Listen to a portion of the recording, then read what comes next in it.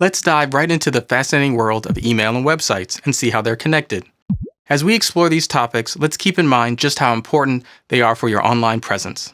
So first things first, let's talk about snagging yourself an email address. There are plenty of ways to go about it, but the most common one is to use a free email service like Google or Yahoo. These are fantastic when you're first starting out because they won't cost you a dime.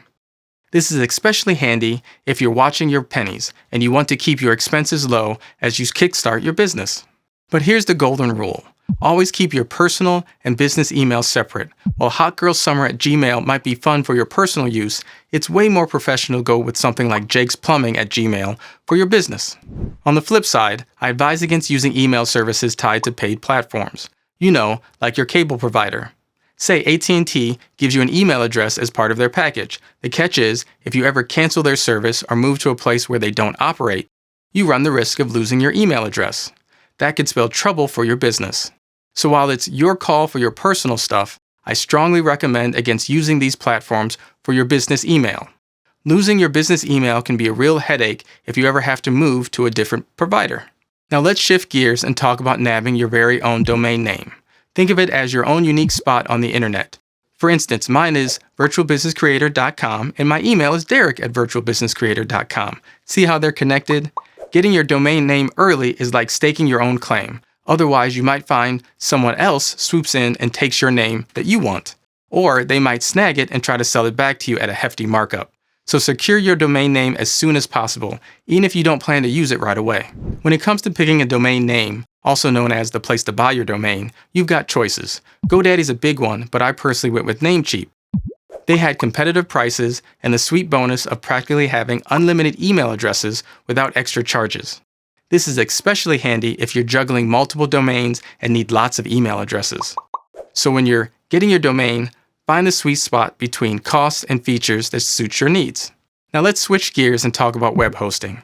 Usually the same place where you grab your domain is where you'll also host your website. These are separate services, but keeping them together makes life a lot easier. But here's the deal. Your hosting plan should match your budget and the features you want. When you're thinking about web hosting, consider two things: how you build your website and how you keep it running. Costs can vary big time. For example, I went with WordPress, which means I built my website from scratch. The initial setup wasn't cheap, but I've got enough tech know-how to handle any maintenance issues without reoccurring fees. Of course, I can hire help for some of the trickier stuff. On the flip side, you've got platforms like Squarespace or Wix. They offer all-in-one solutions with ready-made templates and 24/7 support. You do pay a monthly fee, but it's super user-friendly, like plug and play, and you can build it yourself or hire someone for the initial build-out and then manage it yourself once it's all set up. Just pick what suits your comfort zone, budget, and long-term plans. A quick heads up though, switching between these platforms can be a pain and cost a pretty penny. If you start with WordPress and decide later to switch to Squarespace, you might need to rebuild your site. Going from Squarespace to WordPress is doable, but you might need a pro to keep things looking consistent. So in a nutshell, make smart choices when it comes to your website and email.